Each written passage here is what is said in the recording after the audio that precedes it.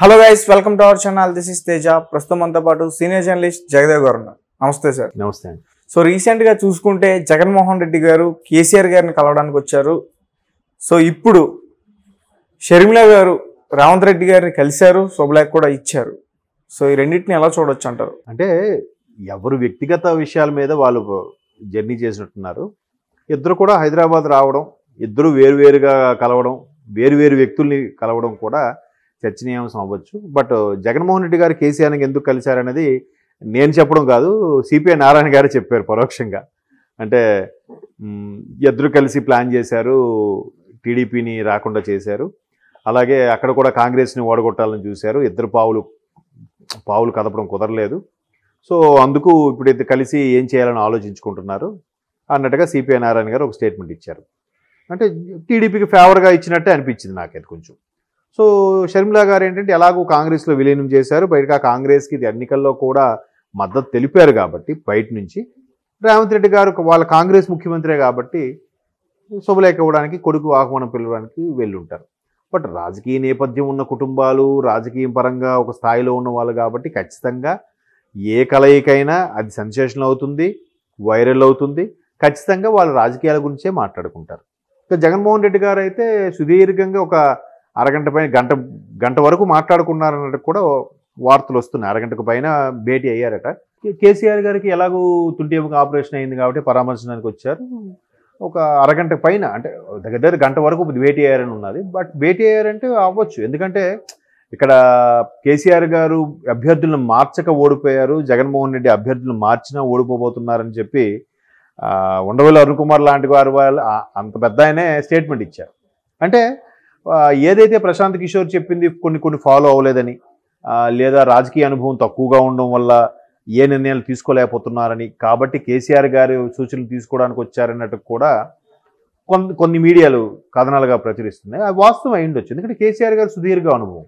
ఎందుకంటే ఒక ఉద్యమాన్ని నడిపించి ఉద్యమ నేతగా వచ్చి పార్టీ ఉద్యమం ద్వారా పుట్టిన పార్టీగా పెట్టి ఇది అయ్యారు కాబట్టి కేసీఆర్ గారు స్టైల్ వేరు.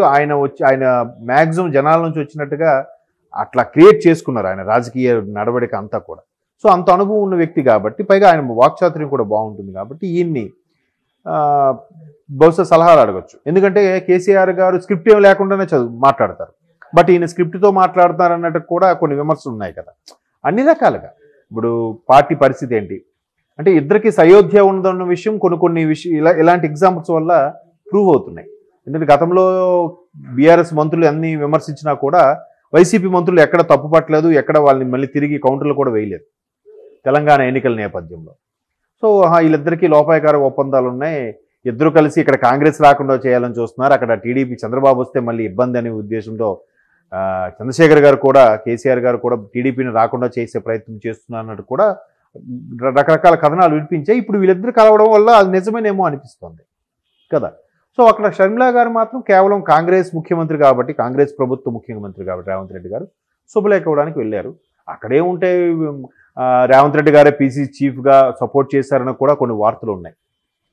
అండ్ మోరోవర్ ఆవిడ పీసీ చీఫ్గా ఉంటే పార్టీని ఎంతవరకు నడిపించగలుగుతాను, చాలామంది సీనియర్స్ ఉన్నారు, పైగా ఖర్చుతో కూడుకున్న పని, ఆ ఖర్చుని మేము తట్టుకోలేము, ఎలాగో గతంలో ఉన్న వారికి ఇప్పటికే చాలా వరకు ఖర్చు పెట్టాము, ఇంకా ఖర్చు పెట్టే పరిస్థితిలో లేము అన్న నేపథ్యంలో రేవంత్ రెడ్డి గారు నేను ఫుల్ సపోర్ట్ ఇస్తాను, మీకు ఆ విషయంలో నేను చూసుకుంటాను అన్నట్టు కూడా సపోర్ట్ చేశారట.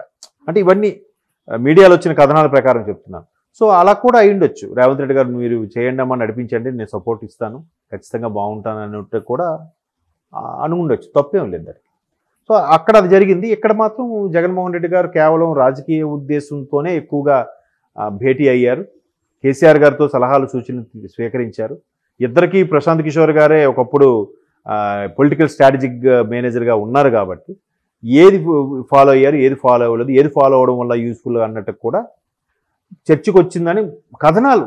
అంటే ఎక్స్పెక్టేషన్ జనరల్గా ఏదైనా ఎక్కడ సిచ్యువేషన్ జరిగింది అనుకోండి, అక్కడ ఒక యాక్సిడెంటే జరిగింది, అక్కడ కారు ఉంది, అక్కడ బైక్ ఉంది, పడిపోయి ఉంటారు. మనం ఏమనుకుంటాం, కారు వేగంగా వచ్చి బైక్ కూడా వేగంగా వచ్చి ఢీ కొట్టి పడిపోయి ఉంటారులే ఊహించుకుంటాం. ఎవరికి తీవ్రంగా ఎక్కువ జరిగిందంటే చిన్న వెహికల్ వాళ్ళకి ఎక్కువగా దెబ్బలు తగులుంటాయి, బైక్ మీద ఉన్న వాళ్ళకి దెబ్బలు తగిలాయనే ఉద్దేశంతో ఎలా అయితే మనం ఊహించుకుంటామో అలాగే కొన్ని ఆ శ్రేణుల్లో మాట్లాడుకున్నవి మాటల రూపంలో బయటకు వచ్చేవి, కొన్ని మీడియా మిత్రులు అడిగిన ప్రశ్నలకి సమాధానాలుగా వచ్చేవి మనకి చూచాయిగా వస్తాయి.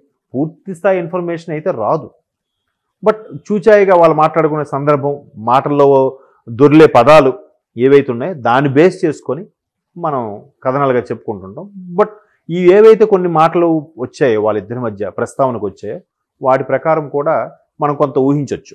దీని గురించి మాట్లాడుకుని ఉంటారు. ఓహో, నెక్స్ట్ రాజకీయంగా ఎలా ఉండబోతుంది, వీళ్ళిద్దరూ సయోధ్య బట్టి కేసీఆర్ గారు ఎంతవరకు సపోర్ట్ చేస్తారా చేయరా, ఇన్ కేసు బీఆర్ఎస్ పార్టీ పేరు మార్చారు కాబట్టి బీఆర్ఎస్ అంటే వ్యాప్తి చెందించాలని కూడా అనుకుంటున్నారు కాబట్టి ఆంధ్రాలో పోటీ చేస్తారా లేదా ఆంధ్రాలో కేవలం వైసీపీకే సపోర్ట్ ఇస్తారా బీఆర్ఎస్ వాళ్ళు అని కూడా చర్చకు వచ్చి ఉండొచ్చు కదా. ఎందుకంటే బీఆర్ఎస్లో నేను మన కథనం దగ్గర విన్నది ఏంటంటే బీఆర్ఎస్ తెలంగాణతో పాటు లోక్సభ ఎన్నికల్లో మహారాష్ట్రలో కూడా పోటీ చేయాలని ఆలోచిస్తుంది బీఆర్ఎస్ అని కూడా కొన్ని వార్తలు విన్నాను.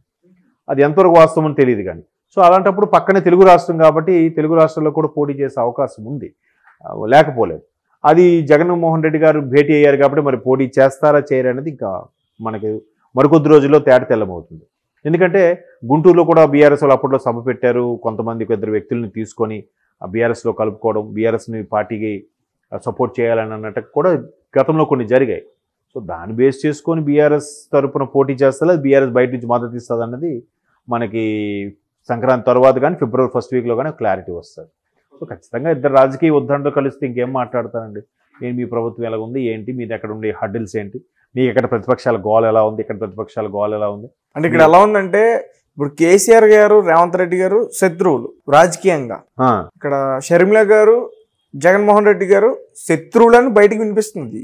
లోపల వాళ్ళిద్దరికి ఏమున్నాయో తెలీదు, అందరికి తెలిసిన వాళ్ళిద్దరు అన్నా చెల్లెలు కాబట్టి. సో నేను అందుకు అడుగుతున్నా, అంటే ఒక శత్రువుని ఒకళ్ళు కలిశారు, ఇంకొక శత్రువు ఇంకొకరు కలిశారు. ఇంకో వాదం కూడా ఉంది ఏంటంటే జగన్మోహన్ రెడ్డి గారు సంధించిన బాణమే షర్మిల గారని కూడా ఒక వాదం ఉంది. అంటే ఎప్పటికైనా అన్నా చెల్లెళ్ళు ఒకే రక్త సంబంధం, ఇద్దరు రాజశేఖర రెడ్డి గారి బిడ్డలే కాబట్టి వాళ్ళు ఎప్పటికైనా ఒకటే. కేవలం టీడీపీ జనసేనని ఎంతో కొంత దెబ్బ కొట్టడానికే షర్మిల గారిని అక్కడ పంపించారు. లేదంటే ఇన్ కేసు సెంట్రల్లో నెక్స్ట్ కాంగ్రెస్ వస్తే మళ్ళీ ఈయన కేసులకి వాటికి ఏం ఇబ్బంది లేకుండా ఇప్పటి నుంచే చెల్లిని ఆ పార్టీలో పెట్టించారు ఆయన ఫేవర్గా ఉండడం కోసం. బీజేపీతో ఆల్రెడీ ఎంతో కొంత ఫేవర్గా ఉన్నాం కాబట్టి నెక్స్ట్ కాంగ్రెస్ వచ్చిన పొరపాటున ఫేవర్గా ఉండడం కోసమే పెట్టారు, జగన్మోహన్ రెడ్డి గారు వదిలిన బాణమే షర్మిల గారని కూడా ఒక వాదం ఉంది. చెప్పలేమంటే రాజకీయాల్లో ఏదైనా జరగచ్చు, ఏదైనా ఉండొచ్చు. అది బళ్ళు అవుతాయి, బద్ధ శత్రువులు మంచి మిత్రులు అయిపోతారు, మంచి మిత్రులు బద్ధ శత్రువులు అయిపోతారు. సొంత ఇంట్లో వాళ్ళే వెన్నుపోట్లు పొడుస్తారు, సొంతగా మనది మన వాళ్ళనుకున్న వేళ సడన్గా ఇవాళ పార్టీలో ఉంటారు, రేపు పార్టీలో ఉండరు. చాలా ఏవైనా జరుగుతూ ఉంటాయి. ఇప్పుడు ఇంతకుముందే మాట్లాడుకున్నాం, కేశినేని నాని గారు టీడీపీ కోసం చాలా బాగా కష్టపడిన వ్యక్తి. ఈ మధ్యకాలంలో గడిచిన 5 ఏళ్లలో టీడీపీని వదిలిన వాళ్ళు ఎవరూ లేరు. వైసీపీని ఇప్పుడు 3 నెలల నుంచి చూస్తే వైసీపీని రోజుకి ఒకరు ఇద్దరు వదులుతున్నారు, కానీ టీడీపీ నుంచి విడిచిపెట్టి వెళ్ళే వాళ్ళు ఎవరు లేరు. ఎందుకు అలా వెళ్ళారు అనేది కొన్ని రీజన్స్ ఉన్నాయి. సో అలాగా చెప్పలేము, ఎప్పుడు ఎలా ఉంటుందో తెలియదు. ఇప్పుడు విజయమ్మ గారే జగన్మోహన్ రెడ్డి గారి కోసం అంతగా పనిచేసి అటువంటి ఆవిడ నేను ఇంకా ఇక్కడ ఉండట్లేదు, బిడ్డతోనే ఉందాం అనుకుంటున్నాను, గౌరవ అధ్యక్ష పదవి కూడా రాజీనామా చేశానని చెప్పారు. శుతిమెత్తగానే చెప్పాను, నేను అబ్బాయిని విడిచిపెట్టి వెళ్ళిపోతున్నాను అన్నట్టుగా. కరెక్ట్ డైలాగ్స్ నేను చెప్పలేను కానీ దాని భావం అయితే అదే. సో రాజకీయాల్లో ఏదైనా సాధ్యం.